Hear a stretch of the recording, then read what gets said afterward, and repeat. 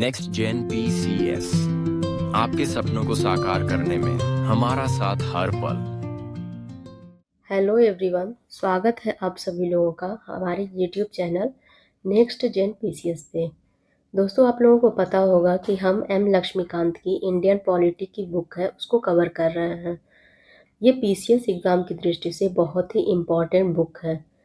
PCS exam हो या कोई भी वनडे एग्ज़ाम हो जिसमें स्टेटमेंट बेस्ड या फैक्चुअल बेस्ड क्वेश्चन पूछते हैं, उसके लिए एम लक्ष्मीकांत स्टैंडर्ड बुक मानी जाती है।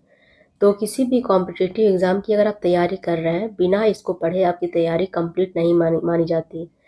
ठीक है, तो चलिए, हम जैसा कि आप सभी लोगों को पता होगा, हम मौलिक अधिकार वाले चैप्टर को कर रहे हैं। इसके पहले के 6 चैप्टर हम कंप्लीट कर चुके हैं।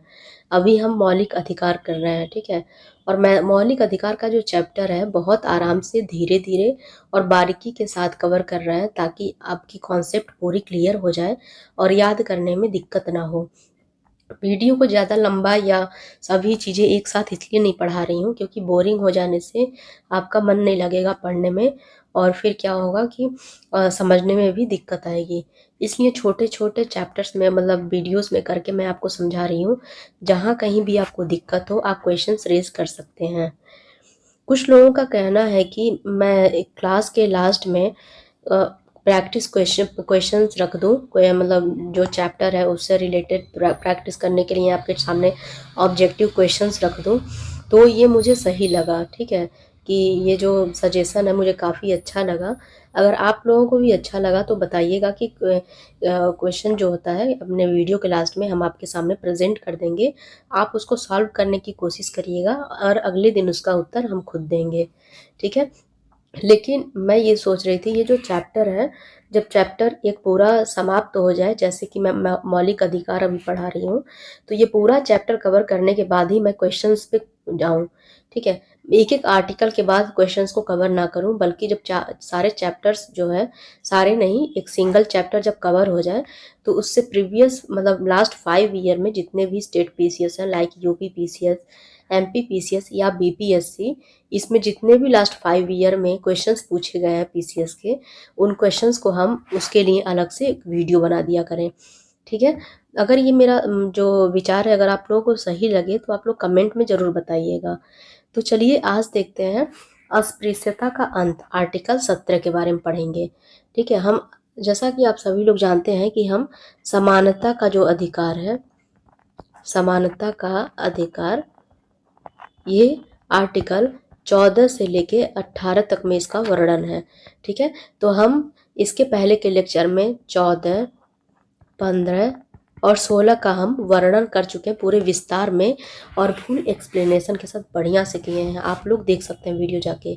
आज हम पढ़ेंगे आर्टिकल 17 के बारे में। ठीक है दोस्तों, आप लोगों को पता होगा कि हमारे भारतीय समाज में लंबे लंबे समय तक जाति आधारित भेदभाव की समस्या से जूझता रहा है। हमारा जो भारतीय समाज है, समाज के एक वर्ग को केवल जन्म के आधार पर अस्पृश्य मान लिया जाता था।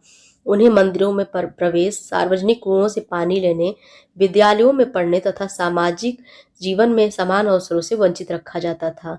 यह स्थिति न केवल अमानवीय थी, बल्कि समानता और गरिमा के मूल सिद्धांतों के भी विरुद्ध थी।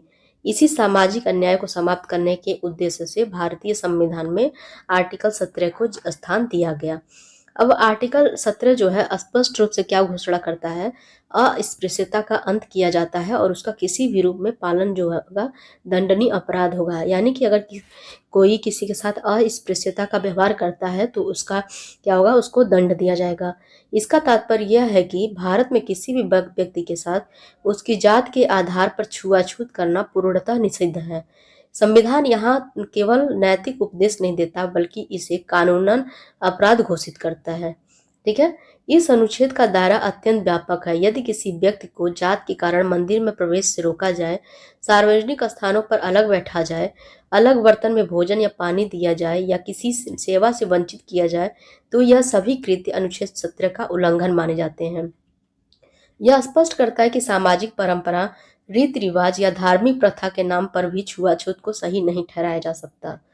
अनुच्छेद 17 को प्रभावी बनाने के लिए संसद ने protection of civil right act 1955 बनाया था। ठीक है, इसी को अस्पृश्यता को समाप्त करने के लिए क्या बनाया था, 1976 में अस्पृश्यता अधिनियम 1955 लाया था। ठीक है, मतलब सॉरी 1976 में नहीं, 1976 में तो संशोधन किया गया, 1955 में लाया था। इसमें कहा गया कि इस अधिनियम के अंतर्गत अस्पृश्यता का पालन करने वालों को दंडित किया जा सकता है, जिसमें कारावास हो सकता है, जुर्माना या दोनों का प्रावधान है। इससे यह सिद्ध होता है कि अनुच्छेद 17 केवल एक मौलिक अधिकार नहीं बल्कि एक सकारात्मक सामाजिक परिवर्तन का साधन है। ठीक है, सकारात्मक सामाजिक परिवर्तन का साधन है। अन्य मौलिक अधिकारों से भिन्न अनुच्छेद 17 के विरुद्ध अधिकार का उल्लंघन केवल राज्य द्वारा ही नहीं बल्कि किसी निजी व्यक्ति द्वारा भी हो सकता है। ठीक है, अब ये किसके किसके लिए हो गया, राज्य प्लस व्यक्ति, ये दोनों के लिए हो गया।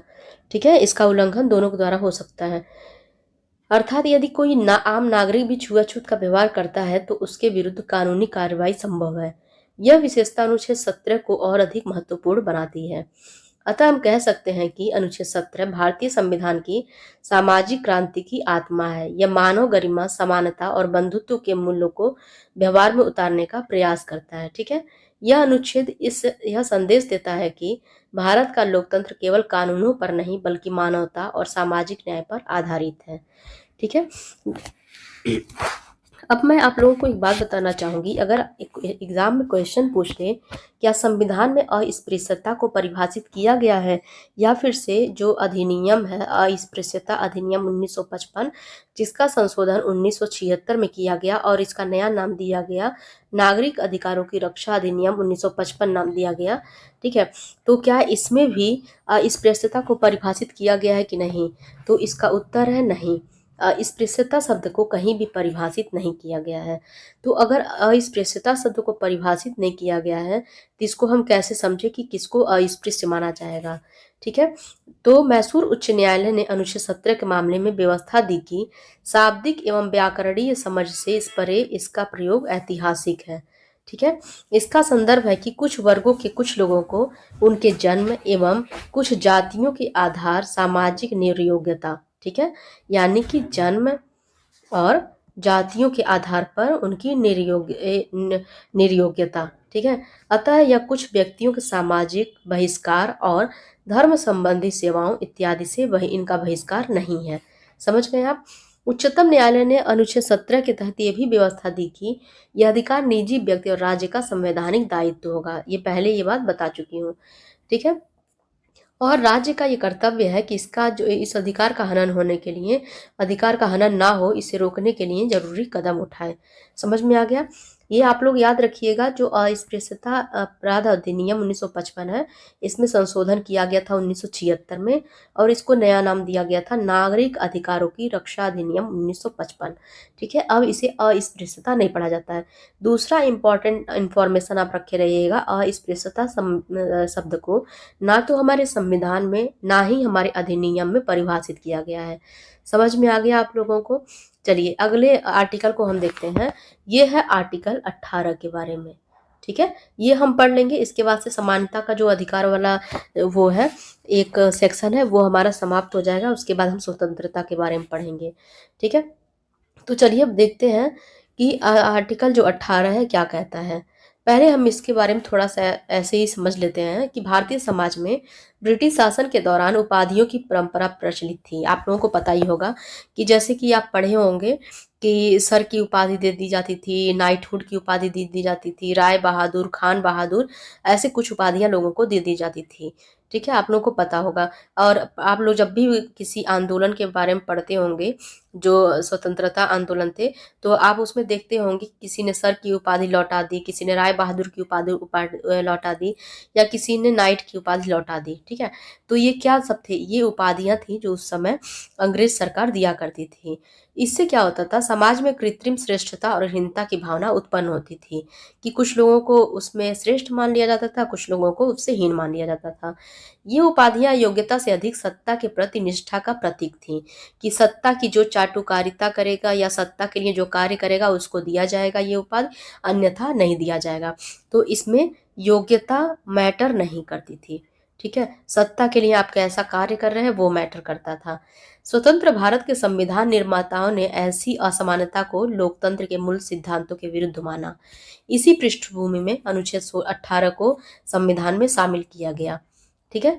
अनुच्छेद 18 घोषित करता है कि राज्य किसी भी नागरिक को कोई उपाधि प्रदान नहीं करेगा, ठीक है। किसी भी नागरिक को जो है राज्य कोई उपाधि प्रदान नहीं करेगा। इसका उद्देश्य यह सुनिश्चित करना है कि भारत में सभी नागरिक समान हो और किसी को भी राज्य द्वारा दी गई उपाधि के कारण विशेष सामाजिक दर्जा न मिले, ठीक है। यहाँ उपाधि से तात्पर्य ऐसे सम्मान सूचक उपाधियों से जो व्यक्ति को दूसरे से श्रेष्ठ दर्शाए। समझ गए आप। राज्य किसी को नहीं बोल सकता कि आप नाइट हैं या कुछ है, ऐसा नहीं बोल सकता। इससे क्या होगा, एक गैप बनता जाएगा, ठीक है। हालांकि अनुच्छेद 18 कुछ महत्वपूर्ण अपवाद भी प्रदान करता है, ठीक है। इसको हम बाद में देखेंगे, लेकिन पहले हम समझते हैं कि इसमें जो है आर्टिकल 18 में क्या क्या प्रावधान किए गए हैं। पहला है, यह निषेध करता है कि राज्य जो है सेना या विद्या संबंधी सम्मान के सिवाय, ठीक है, सेना या विद्या संबंधी सिवाय के सिवाय कोई उपाधि प्रदान नहीं करेगा। समझ में आ गया।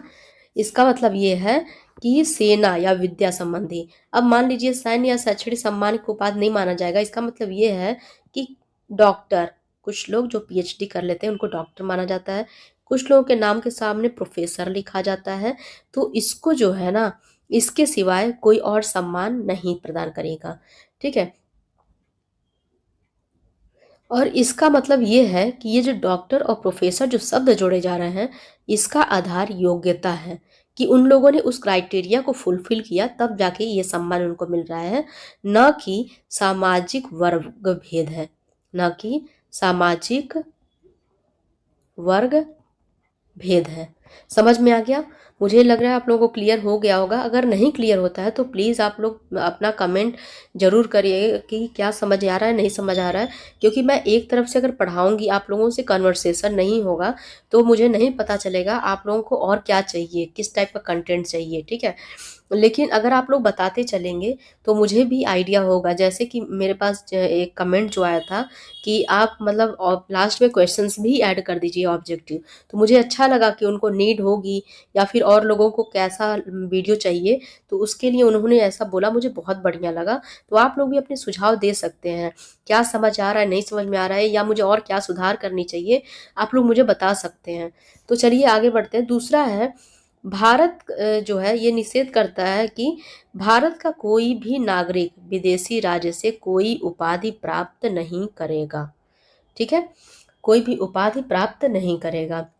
इसका उद्देश्य यह है कि भारतीय नागरिक की निष्ठा और गरिमा किसी विदेशी सत्ता से प्रभावित ना हो। अब ऐसा ना हो मैं यहाँ पे हूँ, यहाँ से बैठे बैठे मैं किसी दूसरे देश से मैं उपाधि प्राप्त कर रही हूँ, तो इससे मेरी गरिमा और जो विदेशी सत्ता से जो है मैं प्रभावित हो जाऊंगी। साथ ही ये प्रावधान राष्ट्रीय स्वाभिमान और संप्रभुता की रक्षा भी करता है, ठीक है। किसकी किसकी रक्षा कर रहा है, राष्ट्रीय स्वाभिमान और संप्रभुता की रक्षा भी कर रहा है, ठीक है। अब तीसरा है कि जो राज्य के अधीन कोई विदेशी राज्य, कोई विदेशी जो है राज्य के अधीन लाभ या विश्वास के पद धारण अगर किया हुआ है तो राष्ट्रपति के सहमति के बिना स्वीकार नहीं करेगा। मैं फिर से इसको बताती हूँ। राज्य के अधीन लाभ या विश्वास के किसी पद को धारण करते हुए किसी विदेशी राज्य से कोई उपाधि राष्ट्रपति की सहमति के बिना स्वीकार नहीं करेगा, ठीक है। समझ में आ गया। और इससे क्या मान लीजिए कि कोई विदेशी है यहाँ पे राज्य के अधीन, और ये जो है ना, मैं यहाँ पे ये लिखना भी भूल गई हूँ, ये विदेशी व्यक्ति की बात कर रहा है, ठीक है। कोई विदेशी व्यक्ति जो राज्य के अधीन है हमारे देश में, तो वो कहीं दूसरे देश से अगर कर रहा है कोई चीज़, कोई उपाधि स्वीकृत कर रहा है, तो राष्ट्रपति की सहमति लेना उसको जरूरी है। राष्ट्रपति की सहमति, ठीक है, लेना आवश्यक है। इससे क्या सुनिश्चित होता है कि भारत में कार्यरत व्यक्ति किसी अन्य सत्ता के प्रभाव में ना आए। ठीक है। अगला देखेंगे, राज्य के अधीन लाभ या विश्वास का पद धारण करने वाला कोई व्यक्ति किसी विदेशी राज्य से या उसके अधीन किसी रूप में कोई भेंट, उपलब्धि या उपाधि या फिर कोई पारिश्रमिक बिना राष्ट्रपति के सहमति के स्वीकार नहीं करेगा। ठीक है। बिना राष्ट्रपति के बिना राष्ट्रपति के स्वीकृति के वो स्वीकार नहीं करेगा, क्योंकि जो होता है, हाँ समझ में आ गया, स्वीकार नहीं करेगा ऐसा। अब उपरोक्त प्रावधानों में स्पष्ट किया गया है कि औपनिवेशिक शासन के समय दिए जाने वाले वंशानुगत पद जैसे महाराजा, राय बहादुर, राज बहादुर, राय बहादुर, दीवान बहादुर आदि जो थे, अनुच्छेद 18 के तहत प्रतिबंधित किया गया। ठीक है। पूछ सकता है ये जो शब्द हैं इनको किसके तहत प्रतिबंधित किया गया, तो अनुच्छेद 18 के तहत इसको प्रतिबंधित किया गया है। ठीक है। क्योंकि ये सब राज्य के समक्ष समानता के अधिकार के विरुद्ध थे। ठीक है। आप एक एक चीज एक एक लाइन को ध्यान से सुनते चलिए और नोट करते चलिए, आप नोट्स जरूर बनाइए। ठीक है। उसके बाद से है कि जो इस संदर्भ में ये भी उल्लेखनीय है कि भारत रत्न, पद्म भूषण, ठीक है, पद्म भूषण, पद्म विभूषण, पद्म भूषण, पद्मश्री जैसे राष्ट्रीय पुरस्कारों को सर्वोच्च न्यायालय में उपाधि नहीं माना गया है।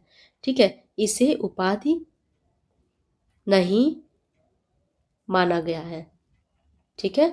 अगर पूछे पद्म विभूषण, पद्म भूषण या पद्मश्री क्या सुप्रीम कोर्ट में इसको उपाधि माना गया है, तो आपका उत्तर होना चाहिए नहीं, नहीं माना गया, क्योंकि इनका उपयोग नाम के साथ नहीं किया जाता और ये सामाजिक श्रेष्ठता स्थापित करने का साधन नहीं है। ठीक है। सामाजिक श्रेष्ठता इससे स्थापित नहीं होती है। निष्कर्षतः कहा जा सकता है कि अनुच्छेद 18 भारतीय संविधान में समानता और लोकतांत्रिक मूल्यों की रक्षा करता है। हाँ, यह सुनिश्चित करता है कि भारत में किसी व्यक्ति का सम्मान उसके कर्म, सेवा और योग्यता से तय हो, न कि राज्य द्वारा प्रदत्त किसी विशेष उपाधि से। इस प्रकार अनुच्छेद 18 एक ऐसे समाज की कल्पना करता है जहां नागरिकों के बीच कोई कृत्रिम भेदभाव न हो और लोकतंत्र की आत्मा सशक्त बनी रहे। ठीक है। अब हम जानते हैं कि इन सभी पुरस्कारों के बारे में कि अलग अलग समय पे सुप्रीम कोर्ट का क्या निर्णय था। 1996 में उच्चतम न्यायालय ने जिन उपलब्धियों की संवैधानिक वैधता को उचित ठहराया था, ये उपाधियां थीं। ठीक है। और इन्हें क्या पुरस्कार उपाधि नहीं माना गया तथा उन्हें अनुच्छेद 18 में वर्णित प्रावधानों का उल्लंघन नहीं होता है, ऐसा इसने कहा। ठीक है। 18 का उल्लंघन नहीं है। ठीक है।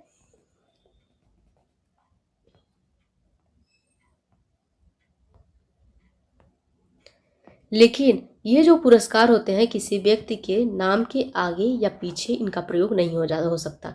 जैसे कि उदाहरण के लिए समझ लीजिए कि किसी को अगर कोई राम नाम का व्यक्ति है, इसको पद्मश्री अवार्ड मिला, तो ना इसके नाम के आगे प्रयोग होगा पद्मश्री राम, या फिर ना बाद में कि राम पद्मश्री, ऐसा प्रयोग नहीं हो सकता।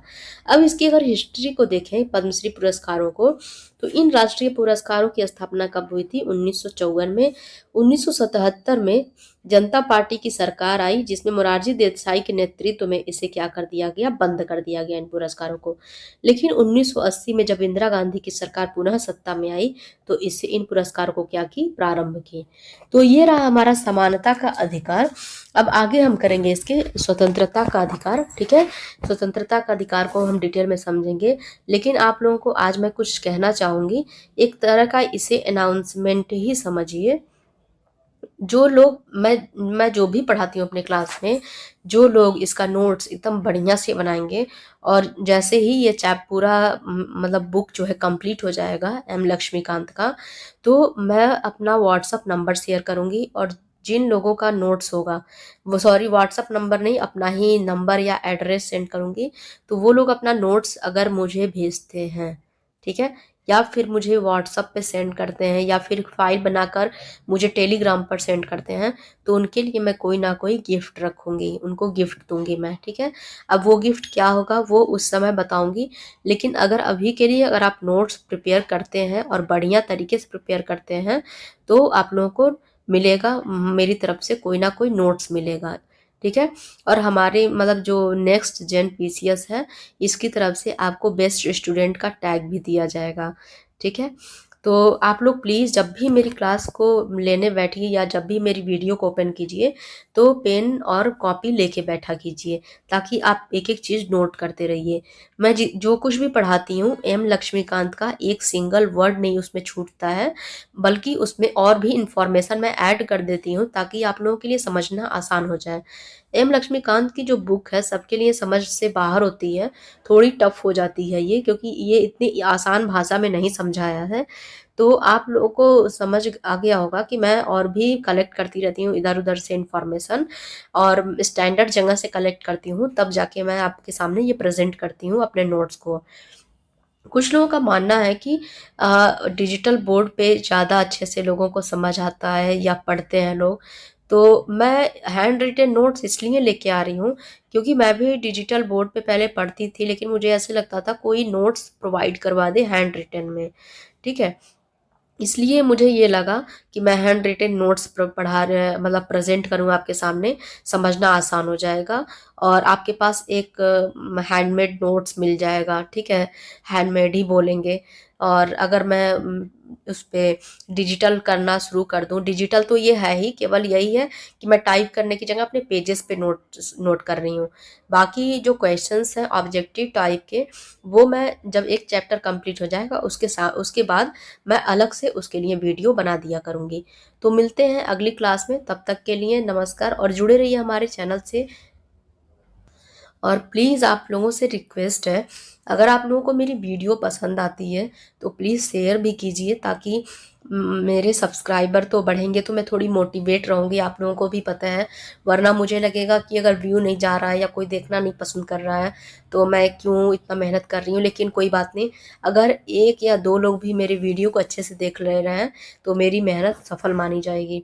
ठीक है, जैसे एक लोगों का मैसेज आया था कि दीदी हम आपके वीडियो का वेट कर रहे थे। सच में बहुत खुशी होती है ऐसी मैसेज देख के। भले ही एक ही मैसेज देखने को मिले, दो ही देखने को मिले, लेकिन बहुत खुशी मिलती है कि जो मैं मेहनत कर रही हूँ उसका कुछ तो रिस्पॉन्स आया। और प्लीज़ आप लोग रिस्पॉन्स दिया कीजिए। बिना रिस्पॉन्स के एक तरफ से जो मैं कन्वर्सेशन करके पढ़ाती हूँ वो कोई फ़ायदे का नहीं होगा। फिर मुझे भी लगेगा कि मैं केवल एक तरफ से एक तरफ़ा मेरा कन्वर्सेशन है। ठीक है, मुझे लगना चाहिए कि आप लोग भी अदर साइड से मेरे साथ जुड़े हुए हैं। तो कमेंट करते रहिए और सब्सक्राइब करिए मेरे चैनल को अगर पसंद आए तो। मिलते हैं नेक्स्ट वीडियो में, तब तक के लिए नमस्कार।